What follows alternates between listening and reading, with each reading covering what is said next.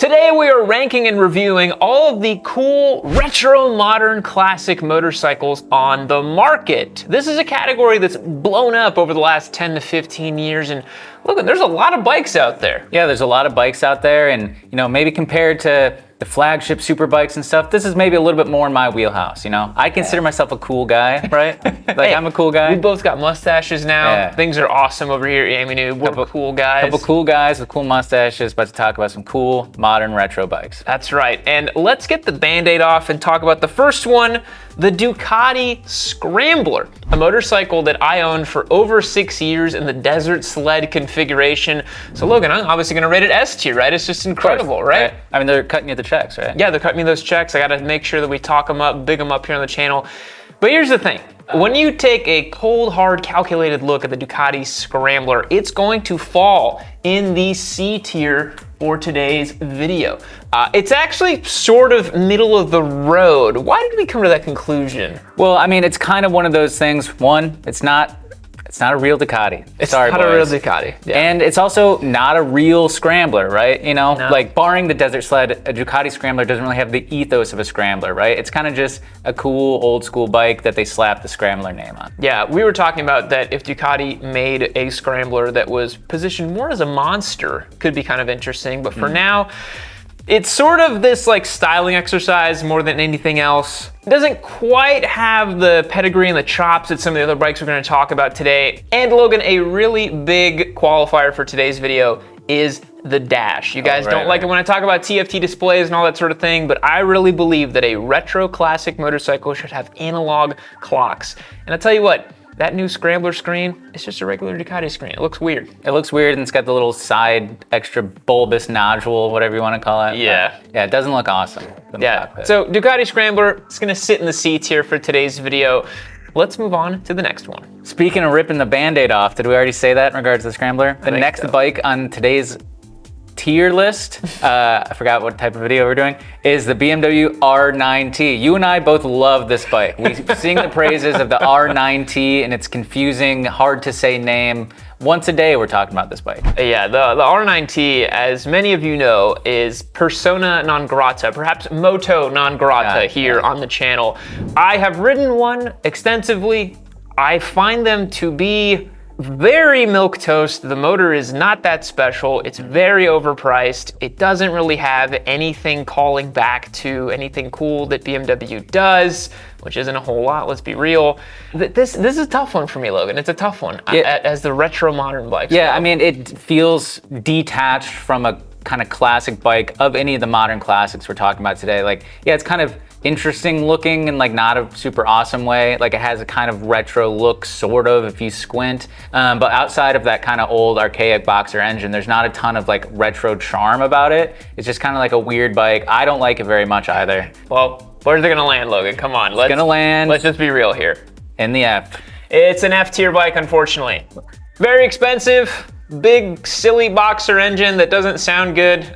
Makes a good amount of power, I guess, but just doesn't have that charm we're looking for in today's video. We're trying to find stuff that has that cool retro charm, something that's approachable, fun.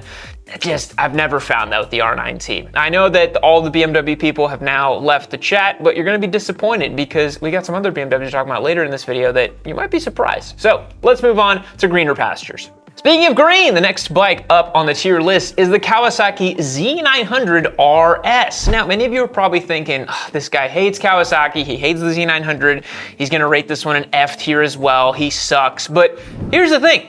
Upon further consideration, I think the Z900 RS is actually a really cool bike in this category. Definitely. I mean, the Z900 in and of itself is very lackluster compared to some other modern hyper naked bikes. But in the RS trim, it's going for more of that like harkening back to Kawasaki's UJM days, inline four, classic styling, well-made classic looks. I think it stands out greater in this category than some of the other bikes. Totally. This one's really cool because you can get it in the more base configuration that reminds you of an old Japanese UJM. You can also get it in this cafe configuration. For a while there, they did I believe it was a King Kenny retro livery. It was like lime green, very cool. Now you can get it in the RS as well, and the SE. You can get it with different shocks. And here's the thing, Logan, it's got a different dash than the Z900. And we told you guys, this is gonna rank it much higher in the videos today. So you get 2 analog clocks, you have beautiful paint, really nice proportions, really, really cool modern classic bike with a good amount of performance left on the table. We're gonna rank this one an A, Logan. Come on, give it up for the Z900 RS. That's a sweet motorcycle finding its way on the A tier over there. Great bike. So we're 2 mustache men in our 30s. What's there to talk about other than... Well, I thought you were 22, dude. Have you been lying to me this whole time? Oh, yeah. Oh my God. You said you were born in 2003, man. I gotta change all your paperwork for your employment here. God. It's actually 1983. I'm 42. Oh, wow. But anyway, guys in their 30s mustache, we're always talking about T, low T, high T. It's all the rage. So if you need some more green tea, Earl Grey tea. If you need some more tea in your life, Suzuki's got you with the GSX-8T and double T. We've got the fully stacked T version and then the low T version. Yeah. We've made that joke, I think, every single time this bike has come up. It's too easy. It's too much of a layup. This motorcycle, I'm gonna give it to you straight here, straight, raw, real. It's just a bit of a styling exercise. It does basically nothing different over the standard GSX-8, but yet it costs like $2,000 more. This is a clear and blatant money grab from Suzuki. It does not have anything cool and retro charming about it. Like we just talked about the Z900, like they actually put effort into that. It has 3 defined motorcycles. They like all are a little bit different gauges, different, styling. Really cool. This bike, I don't know, it's like just a cash grab. Yeah, and it's like, even if it is just a cash grab, it's like a little of a late cash grab, right? Like Totally. Yamaha did this with the XSRs 10 years ago. 10 years ago. But to Suzuki, they're like, we're on the cutting edge. We're only a decade behind, come on. Sure. Yeah, it might be a cash grab, but it's also a cash grab that's not even really relevant anymore. Like when this bike was first announced, everyone's just talking about the green paint. Like that's the coolest thing about it, is it's got this cool kind of British racing green paint. I'm not buying it. And I'll say it, I don't like the way it looks. I think it looks like a CF Moto. I don't think it looks that cool. It's got like Fisher Price vibes. Yeah, it does. It has like a weird plasticky kind of look about it. So this one, where do we put it? D. D tier for deficient in testosterone. All right, Logan, let's talk about the king of the castle, the manufacturer that leads this category by far, in my opinion. It's Triumph, and we're talking about the Speed Twin 1200. I am really sad you've never ridden one of these bikes. Let's get one. They are, maybe we'll get one for next year. They are so good. They are so fun. They are so characterful. The one thing that they did though, I've talked to you about this before so many times, is the dash. They went from the beautiful twin analog clusters on the Bonneville related platforms. Now they do this single sweeping needle. Looks cheap, looks chintzy, but we'll forgive it for today's video because it is a really sweet bike. How does it strike you?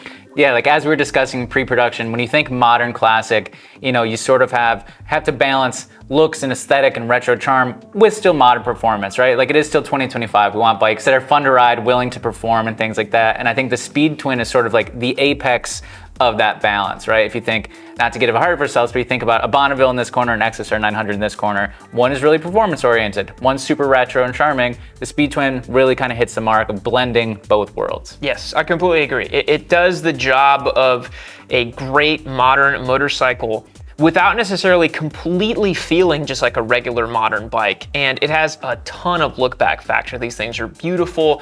Again, I would personally go for the prior generation. I think that they have some excellent paint jobs, some really cool colorways, the right dash on it. Just a knockout bike, and it's not gonna surprise you. We're rating this one S tier, baby. Come on.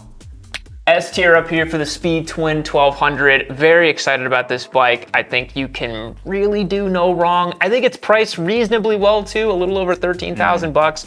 I mean, you're gonna be dropping a little bit more coin on this category of motorcycle, except for one that's gonna come up later, that for those of you out there that are looking to spend as little as possible, this one's gonna be your pick. So Speed Twin 1200, great bike, well executed, Triumph, keep it up, moving on. Speak of the 3-cylinder, and it shall appear. Next up, we've got the XSR900. This is one we missed last time in the Yamaha video. People gave us grief for. Sorry about that. Yeah, we had just kind of lumped it in with the MT-09, but that tells a story, right? Right, and exactly. So as we discussed, Speed Twin, great balance of performance and looks and character and something different, something novel. The XSR is very much you want a fun, sporty naked bike, but you're a cool guy that doesn't, can't have the Sugami crazy insectoid Japanese naked bike look, you end up on an XSR. Yeah, I think the XSR is 100% for the guy or gal who, takes a look at the landscape, says, oh, I don't want an insect from KTM. I don't want to be Sugomi'd all over by Kawasaki, and the Yamaha MT bikes, love them, but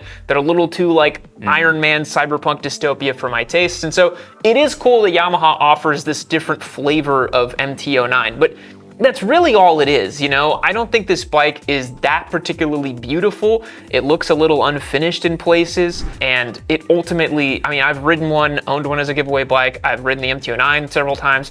It's really not that different from an MT-09. I would say it's like 90% the same motorcycle when you ride them. It has the same screen, same switch clusters, same everything basically. And so, I don't know, it doesn't really do like the retro charming thing for me. Yeah, I think it's very much even a stretch to be in this tier list today. Totally. But, we skipped it in the last Yamaha video, so it's worth discussing today. But yeah, kind of just more, it's pretty much just a naked bike, Yeah, and, for this video, we're gonna put it in the B tier. It's actually a B tier motorcycle, and that may be one of the first times ever, and you guys, you can quote me on it, you can go back in the catalog, look for it, that the Kawi was over the Yamaha here on Yami Noob. That doesn't happen that often. You guys know I do tend to prefer Yamahas over them, but I gotta be real, I would take the Z900 RS over the XSR 900 in this specific category. Sure. Yeah, for sure. All right, next up is the other Yamaha XSR, is the XSR700. So, this one has not received the love that the new MT-07 has received as of yet, so this is still like a 2015 spec MT-07 dressed up a little bit to look retro modern. How does it strike you? It's sort of the same thing as the XSR. Obviously, it's like great bike, awesome engine, proven platform, been around for forever.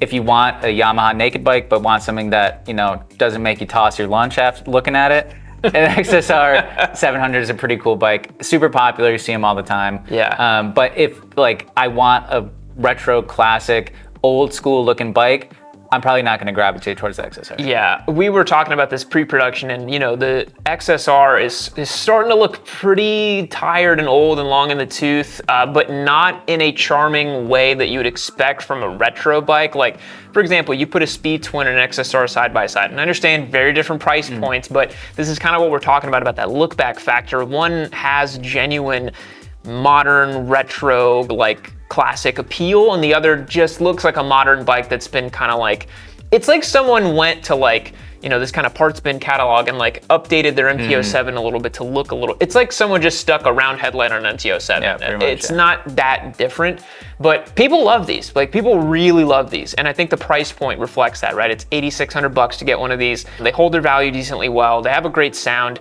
but I think they're gonna fall in the C tier for today. Pretty similar to the Ducati Scrambler, kind of fulfilling a similar thing, right? Pretty middle of the road, but if you're looking in this category, you could certainly do a little bit better. It doesn't exactly execute on that like retro fun feel as much, and it leaves me a little cold. Yeah, and considering it hasn't seen the updated stuff from the MT-07, it's like even lacking just as a middleweight naked bike, Yeah, it's got that same really sloppy front end from the MT-07. So until they update that, then it'll be cool. But then it'll lose even more of the flavor and character. So then it's like, well, I don't know. So it may be a little bit of a confused bike going forward. Moving on.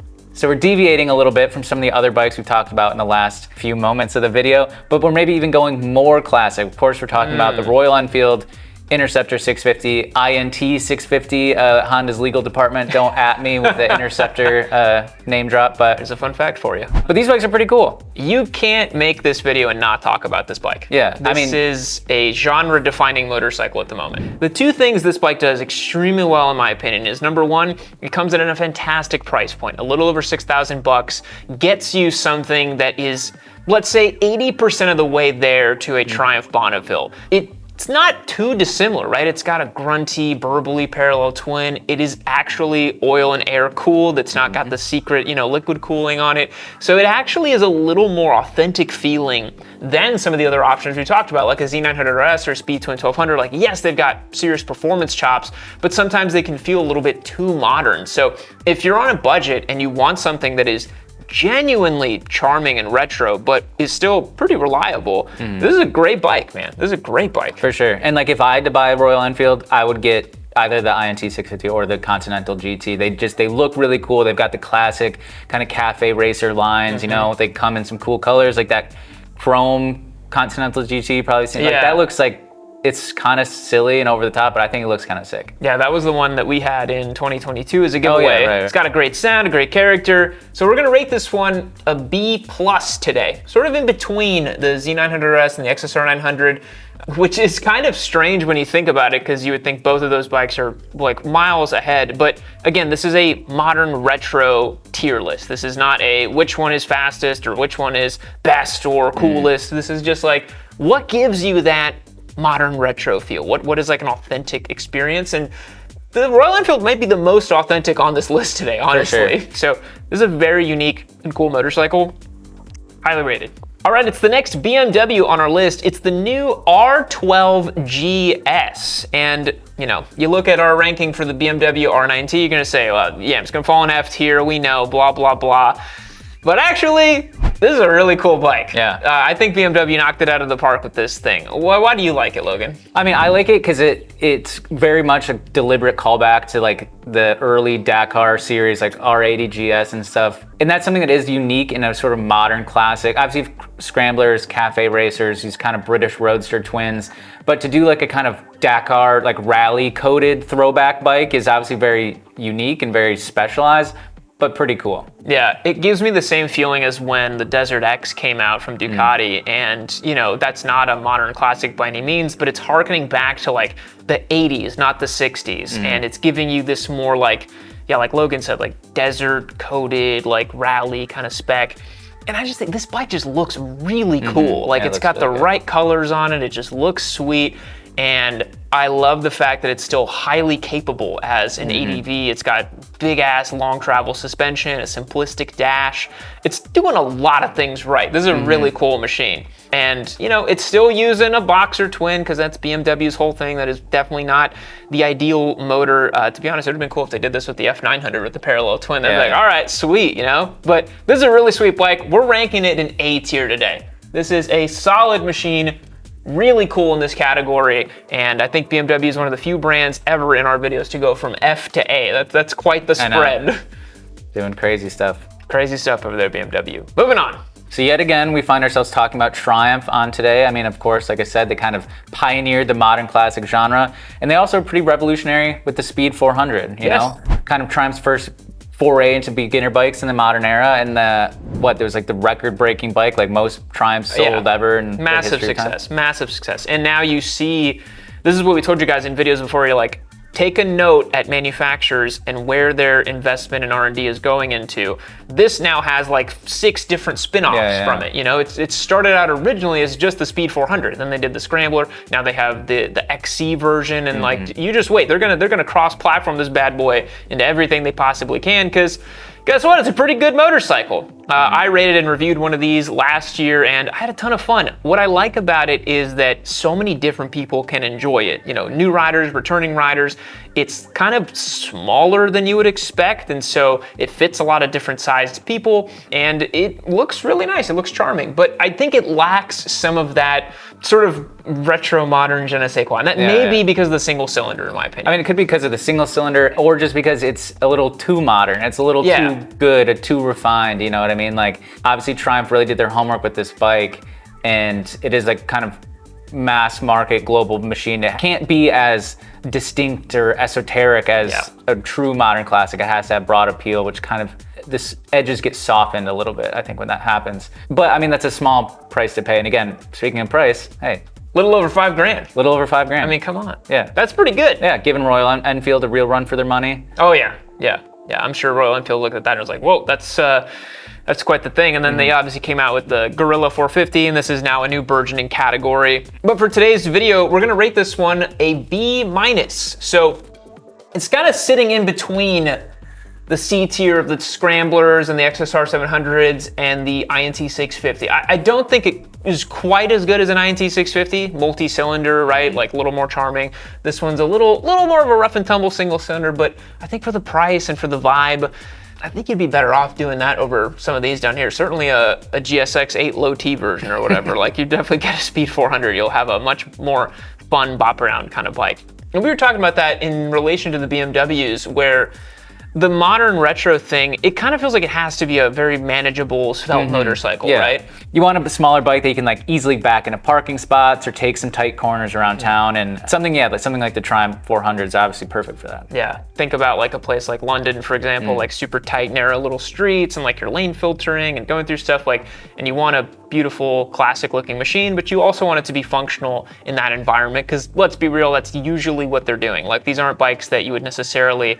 take on a big long trip or anything like that. So moving on.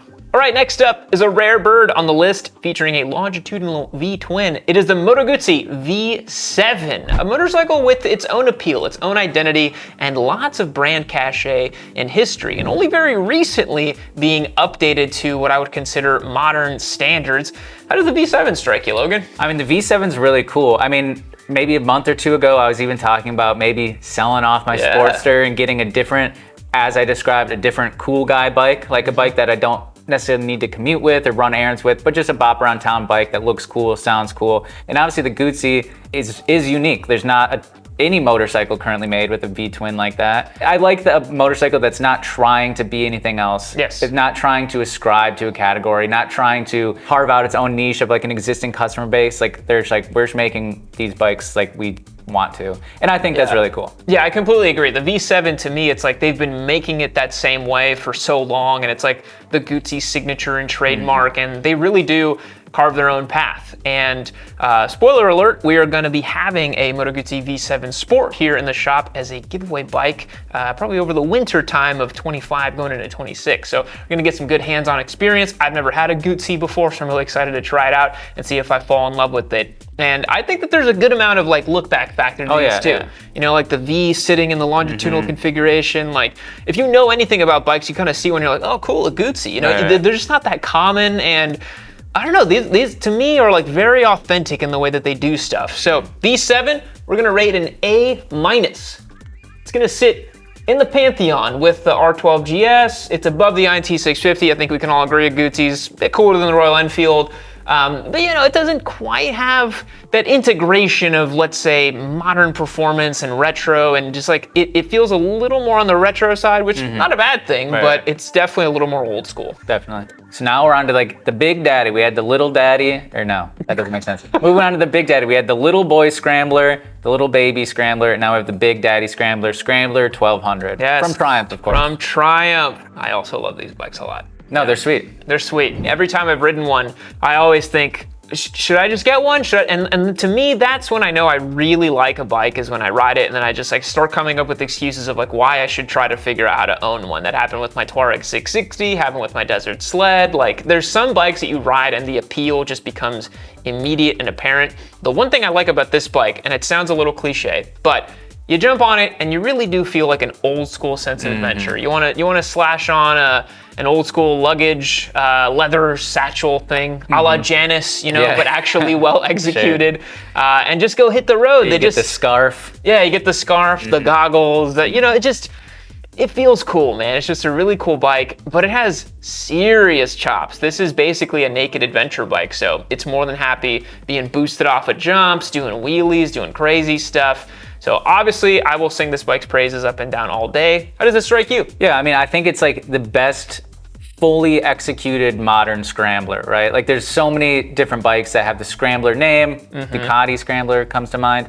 Or Honda do one, the SCL. Yeah, or like the Honda SCL, or it's like, you know, that's not a Scrambler. Just because it maybe kind of looks, or maybe has a high pipe. Got knobby tires, right? You know, it's so like adventure-y. That's not like, this is a Scrambler, right? Like, you could scramble. You could scramble with it. You could go scrambling. And so yeah, it's sweet. I would happily own one too. Yeah. But then price tag's a bit steep. It's like 15 something. But Triumph is a premium product. It's a premium brand. About it. Yeah. It's a bit spicy, but yeah, like, you're getting a 1200cc parallel twin, making like 90 horsepower and like 80 something foot-pounds of torque. One of the best engines on the market. If you've never tried one, it's hard to explain how those power figures manifest into something just like so nice and like just like a velvety hug when you get to like open the throttle. It's just like a juicy power band. It's hard to explain, but Yeah, it does suffer from some of the stuff that we talked about from the Speed Twin 1200 and the Dash and some of that, but like, there is no bike like this. There is no bike like the Scrambler 1200. So, Logan, where does it fall in? Yet another S tier. S tier, baby. S for Scrambler. S for Scrambler and Speed Twin 1200. I'll get it for you if you want. I will stretch. I did my yoga this morning, so I'm good. Can't disturb the set by standard. I can't even get it. Ah, there we go. Scrambler 1200, Speed Twin 1200. You're talking about price, and while it is a kind of an expensive motorcycle, it's still like half the price of a spec'd out R12 GS. That's true. So. Yeah. All right, Logan, saving the best for last here, although we do have an honorable mention after this one. It is the bike that pretty much started it all. We still think it's a category leader, the Bonneville T120 from Triumph, a motorcycle that was resuscitated back in 2007 or 6, I believe, with a new configuration, 865cc parallel twin. It then got modernized and bumped up through all those years as everybody tried to copy this thing and keep up with the new cafe racer, scrambler, modern retro craze. This bike started it all, and I still think it does it better than nearly anything else on the market. Yeah, I mean, Triumph started it all, and like the Bonneville is very symbolic in Triumph's resurgence, you know, from the early 2000s. So I think you have to give it its flowers, and you know, it's earned the title of, you know, one of the best modern classic bikes out there. Yeah, the Bonneville T120, it's a type of bike where nearly anybody could ride it and fall in love with it. It has tons of look back factor. You can spec it out to look any type of way. You know, people always, they get a Bonneville and then they customize and modify it to their heart's content. Tons of aftermarket support. It is like the INT 650, but just that little bit step up, right? Because it's a Triumph. It's got all the brand cachet. I think it looks really cool. I mean, yeah, you get it in the wire spoke wheels. Like, it's a sweet modern classic. So, of course, it's going to fall in the A tier. And I think it's worth mentioning, obviously we're like best for last and saying how it's category creator and it's so awesome. Why do you think it landed an A versus an S? I think it landed an A and not an S because ultimately it is pretty pricey, and I do think that in a weird way, the INT 650 has a gravitational pull, right? Like, in a world where the INT 650 exists, it's difficult to say the Bonneville T120 is an S tier bike. Sure. Because you're like, well, if we're saying the INT 650 is B+, how could the Bonneville be S, right? Sure. It's too far removed from that. So I think, you know, we talked about the Royal Enfield having a much bigger punch above where it is in this category, and I do think that this is kind of like, you know, the North Star that things kind of gravitate towards. Why do you think it's not an S? I think it's like, if the category was like modern retro classic, it would be S tier, because it's, you know, it has that antiquity factor. Yes. But because the category is modern retro or modern classic, modern is 50% as important as retro or classic. And that's where I think bikes like the Scrambler or the Speed Twin really knock it out of the park, because they are incredibly modern, but also classic. Yeah. You know what I mean? That was my thinking of it. Yeah, that makes sense too. Yeah. So, Bonneville being rated an A, but we do have an honorable mention. We wanted to talk about, of course, one from Honda, and that's their... 4 from Honda. 4 from them. The Trail 125 and other mini moto bikes. That's the Monkey, the Dax, the Super Cub, and the Trail 125. Did it off the dome. That was pretty good. We can't really classify these in S to F because it's like, they don't really, you can't really compete. No, they're mini motos. They're an M for mini. Yes, M for mini. But these are really cool. I think if you can find one used, I don't know if I'd buy one brand new, you know, cutting a check for like $6,000 out the door for a Trail 125. It's pretty crazy, but it's 2025 and price means nothing anymore. How do these strike you, all the mini motos? Yeah, I mean, we were just talking about how, you know, the Bonneville kind of carried the modern classic thing. I guess we got to probably give it to the Super Cub of carrying, 100%. You know, 110 million units sold over the last 60 years. And it's always stayed sort of true to its original form. Obviously, they've improved things, modernized it here and there, but it's still very much akin to how it was first sold stylistically. And then obviously the Trail 125 is a direct descendant from that. And then the Monkey has its own historical, like every single one of these bikes is a callback to an old school Honda mini bike. Yeah. And so I think they do represent the category of modern classic kind of to a T, strangely. Yeah. But yeah, again, hard to compare to different full-sized, larger displacement motorcycles. Yeah, but with their bulletproof 4-stroke, you know, little engines, and then, you know, that meets the modern part of it. They're gonna run forever, do everything they need to do. But then, yeah, like a lot of these look so cool and stylized in that old school way. So Honda, I mean, they do their own thing with the mini motos. Like no one can even touch what Honda's doing. Like this is like their bread and butter stuff. I'm sure they make tons of money with these mini bikes. Yeah, for sure. Tons of them. You can see, again, so much R&D put into it. But yeah, M for Mini, we can kind of just put them over here. They're obviously not F tier. They exist sort of in their own like universe over here. So you can kind of think of that with the Hondas. But all that being said, what do you guys think of these modern retro bikes, these modern classics? Do you agree with our ranking? Are there any that you would pump up? If you are a BMW R NineT owner, explain yourself. Why do you think this bike is not F tier? Did you only buy it because it's a BMW? Just explain yourself immediately. Logan, anything to say? Final to the people? Thanks for watching. Thanks for watching. Catch you in the next one. Bye-bye.